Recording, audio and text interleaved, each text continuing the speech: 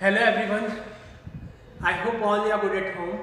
Today we are going to discuss our next topic, that is weathering force. हम अब next topic पढ़ते हैं हमारा वेदरिंग फोर्स। हमने टॉपिक कौन सा स्टार्ट किया था? हमने पढ़ा था constructive and destructive forces. Constructive जिससे कोई नई चीज़ें बनती है, डिस्ट्रक्टिव जिससे चीज़ें नुकसान पहुंचता है, उन फोर्सेस को हम क्या बोलते हैं? Destructive forces. ये जो डिस्ट्रक्टिव और कंस्ट्रक्टिव फोर्सेस होते हैं दो तरह के होते हैं। एक होता है वो फोर्स जो एक जगह से दूसरी जगह जाता रहता है, और एक फोर्स होता है कि अपनी जगह ही रहता है और वहीं से अपना वर्क कंटिन्यू करता है। Is that clear? तो ये दो तरह के फोर्सेस होते हैं। एक फोर्स होता है कंस्ट्रक्टिव और एक होता है डिस्ट्रक्टिव। तो सबसे पहले बात करते हैं वेदरिंग फोर्स की। इसकी बात करते हैं वेदरिंग फोर्स। तो वेदरिंग फोर्स कौन सा फोर्स होता है? ये not in motion, not in motion, जिसके अंदर मोशन नहीं होता। वेदरिंग फोर्स होता क्या है? जनरली द वेदरिंग फोर्स, ये जो वेदरिंग फोर्स होता है कुछ नहीं होता, it is simply a force which converts rock into soil. ये वो फोर्स होता है जो रॉक को सॉइल में कन्वर्ट करता है। रॉक को किसमें कन्वर्ट करता है? सॉइल में। या फिर वी कैन से माउंटेन को किसमें कन्वर्ट करते हैं? सॉइल में। वो फोर्सेस क्या होते हैं? वेदरिंग फोर्सेस होते हैं। अब ये कैसे इनका कन्वर्जन होता है? बहुत लंबी कहानी है, फिर भी कोशिश करना समझने की। तो जैसे हमने क्या माना कि ये एक माउंटेन है, ये क्या है? माउंटेन। तो इस माउंटेन में क्या होगा कि जैसे ही बारिश का टाइम आएगा, क्या टाइम आएगा? बारिश का। तो बारिश के टाइम रेनी सीजन आएगा। रेनी सीजन का मतलब पानी आ रहा है। क्या आ रहा है? पानी। तो जैसे इस माउंटेन के ऊपर रेन ड्रॉप्स गिरेंगी, क्या गिरेगी? Rain drops. तो वो रेन ड्रॉप्स क्या होंगी? जो भी माउंटेन के बीच में कुछ गैप्स होंगे, जो भी माउंटेन के बीच में क्या होंगे? कुछ गैप्स। उन गैप्स में आके वो फिल होंगी। उन गैप्स में आने के बाद क्या होंगी? वो फिल, क्योंकि उनको जाने का रास्ता नहीं मिलेगा। बट जैसे ये पूरा भर जाएगा तो पानी आगे निकल जाएगा। बट जब तक ये फिल होगा इस पर बहुत ज़्यादा क्या लगेगा?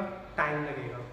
तो ये रेन ड्रॉप्स आके माउंटेन के ऊपर गिरी। जैसे ही माउंटेन के ऊपर ये फॉल हुई तो ये धीरे धीरे अब क्या करेगी? ये माउंटेन के अंदर एब्जॉर्ब होना स्टार्ट होगी। माउंटेन के अंदर क्या होना स्टार्ट होगी? एब्जॉर्ब होना, यानी धीरे धीरे माउंटेन के सरफेस के अंदर जाना शुरू कर देंगी। सेम कंडीशन हियर आल्सो, यहाँ पे भी कुछ ड्रॉप्स माउंटेन के अंदर जाना शुरू कर देंगी। क्या होगा? आफ्टर मैनी ईयर्स और मैनी मंथ्स क्या होगा? जब माउंटेन जितना पानी उसको एब्जॉर्ब करना था उसने कर लिया, बट धीरे धीरे फिर क्या होगा? माउंटेन्स के अंदर क्रैक्स प्रोड्यूस होंगे। क्या प्रोड्यूस होंगे? क्रैक्स। तो जैसे ही माउंटेन के अंदर क्रैक्स प्रोड्यूस हुए, जैसे हमें सिंपल सी बात पता है कि अगर हम मिट्टी के अंदर पानी डालते जाएंगे और अगर पानी बहुत ज़्यादा स्पीड से अंदर जाएगा, तो बहुत ज़्यादा स्पीड से पानी अंदर जाता है तो किसी भी बॉल के अंदर क्या हो सकता है? क्रैक हो सकता है। तो इसी तरह इन माउंटेन्स में भी क्या हो सकता है? क्रैक। तो क्रैक होने के बाद क्या हुआ?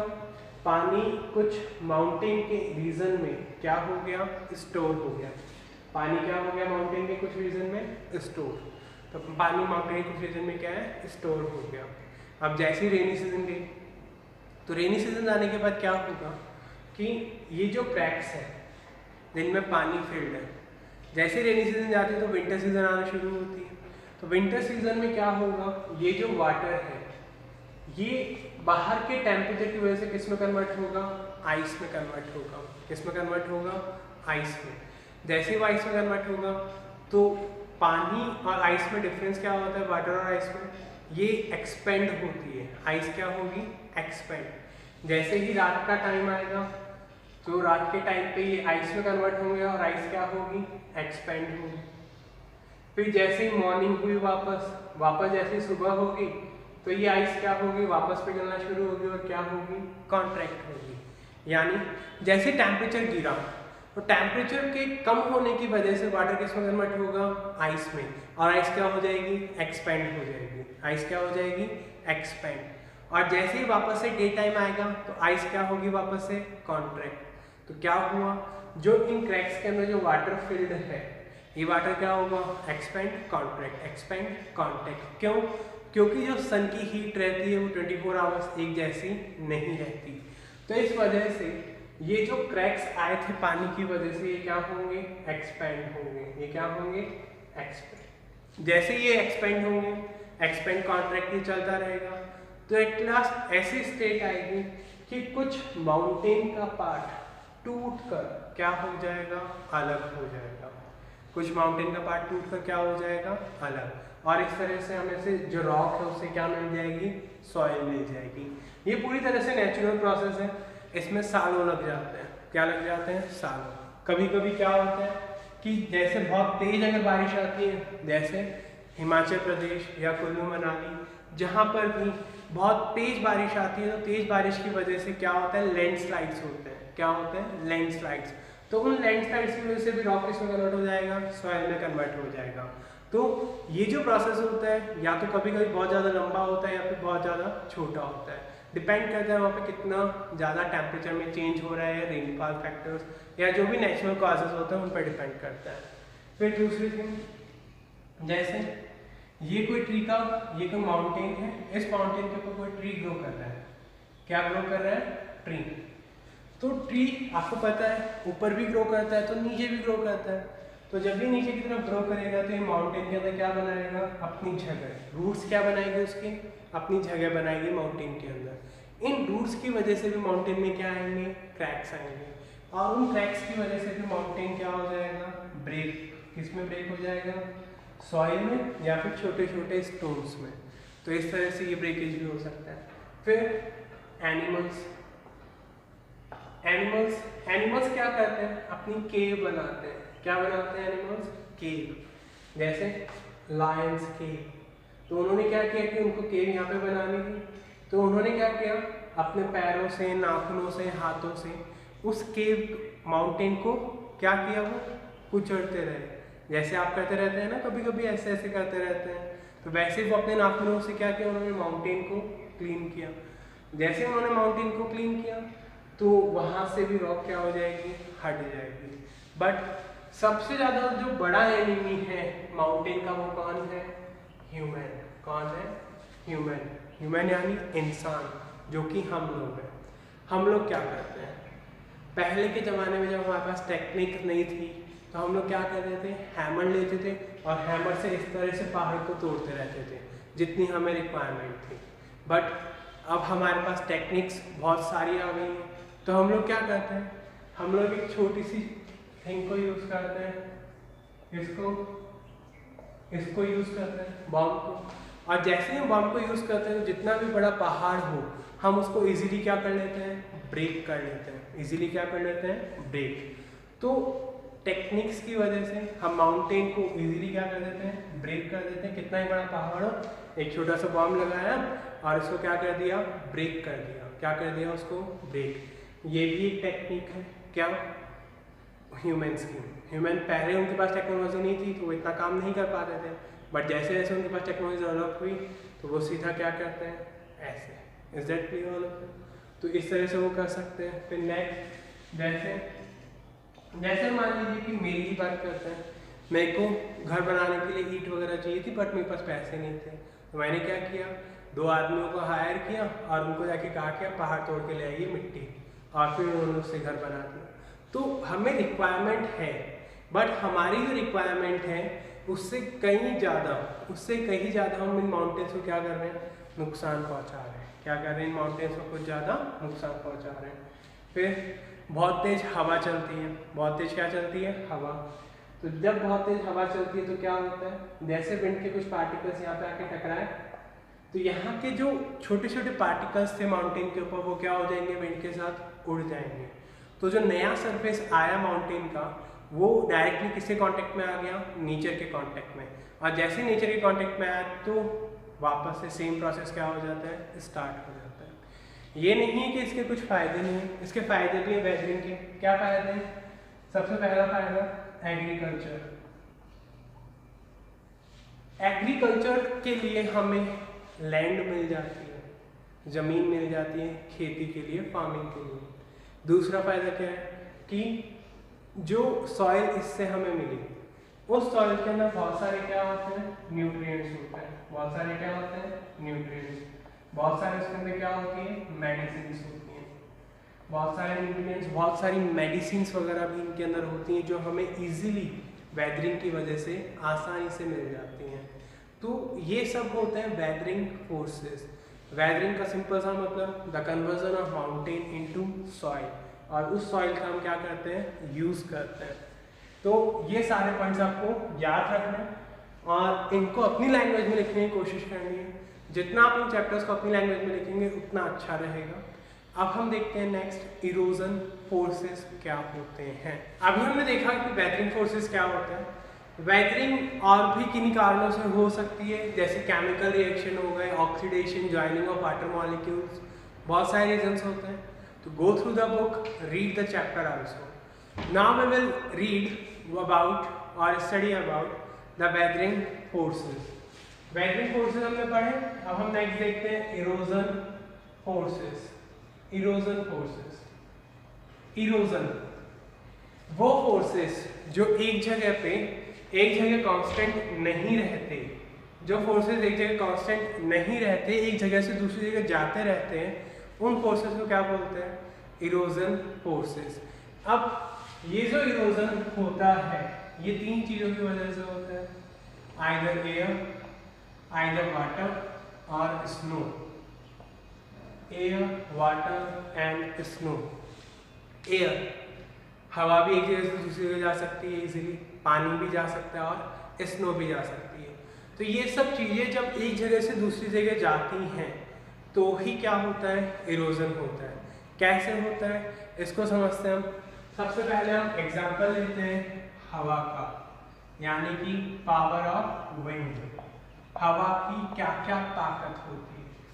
पावर ऑफ विंड क्या मतलब है इसका, पावर ऑफ विंड क्या मतलब है इसका, हवा की ताकत। अब हवा में ताकत कहाँ से आती है, बहुत सिंपल सा एग्जांपल है इसका। जैसे फैन है, फैन है, क्या काम करता है फैन, हमें हवा देने का, हमें हवा देने का वह काम करता है फैन। जैसे ही फैन घूमना स्टार्ट करता है तो हवा क्या आती है, सर्कुलेट होती है। अब फैन को एनर्जी कहाँ से मिलती है, फैन, पंखे को एनर्जी, फैन को एनर्जी मिलती है किससे, करंट से। कौन से करंट से, इलेक्ट्रिक करंट से। तो जैसे ही हम इलेक्ट्रिकल एनर्जी फैन को देते हैं तो फैन रोटेट करना स्टार्ट करता है, और फैन के रोटेट करने से क्या होगा, जो हवा होगी वो नीचे की तरफ आएगी और हमें क्या लगेगी, हवा लगेगी। यही रीज़न है, और कोई रीज़न नहीं। बट फैन एक बहुत छोटी सी डिवाइस है, is a small device, and we are living on, हम लोग किस पे रह रहे हैं, अर्थ पे। अर्थ पे ये विंड या हवा कैसे जनरेट होती है, बहुत सारे रीजन है इसके, तो एक एक को देखते हैं। सबसे पहले हम बात करते हैं अर्थ पे एनर्जी का अल्टीमेट सोर्स कौन है, सन। अर्थ पे एनर्जी का अल्टीमेट सोर्स कौन है, सन।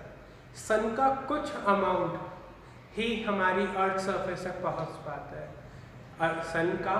सन की जो हीट का अमाउंट होता है उसका कुछ पार्ट ही हमारे अर्थ के ऊपर पहुंच पाता है, बाकी का पार्ट कौन ले लेते हैं, स्टार्स ले लेते हैं। कौन ले लेते हैं, स्टार्स। दूसरे प्लैनेट्स ले लेते हैं, दूसरे प्लैनेट्स। तो कुछ पार्ट ही हमारे अर्थ सरफेस पे पहुंचता है हीट का, और उसी से, और वही बहुत है हमारी अर्थ के ऊपर एनर्जी प्रोवाइड करने के लिए। हमारी अर्थ के ऊपर एनर्जी प्रोवाइड करने के लिए वही पार्ट क्या है, बहुत है, अगर हम उसका प्रॉपर क्या कर लें, यूटिलाइजेशन कर लें।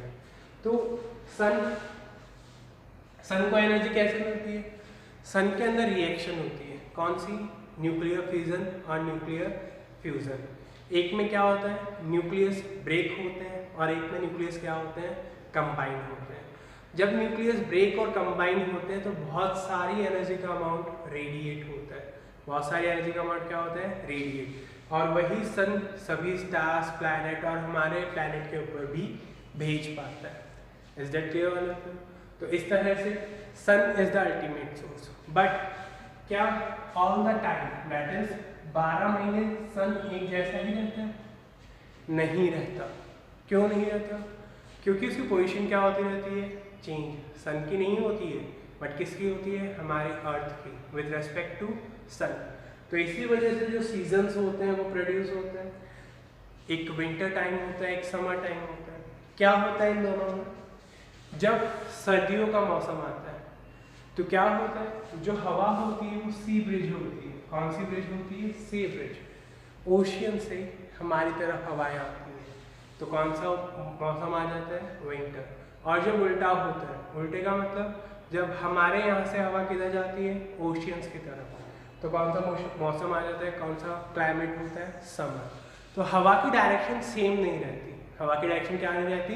सेम। एक होती है सी ब्रिज और एक होती है लैंड ब्रिज। तो हवा की डायरेक्शन कभी भी सेम नहीं रहती। तो हवा की डायरेक्शन जब सेम नहीं रहती तो जो इरोजिंग पावर है विंड की वो भी क्या नहीं रहती? सेम नहीं रहती। जैसे हमारे यहाँ पे मानसून आता है। क्या आता है? मानसून अभी चल रहा है, बट बारिश अब कम हो गई है थोड़ी। मानसून सीजन का मतलब क्या होता है? The season of rainfall. हमारे यहाँ पे जो रेनफॉल आता है वो जनरली आता है कहाँ से?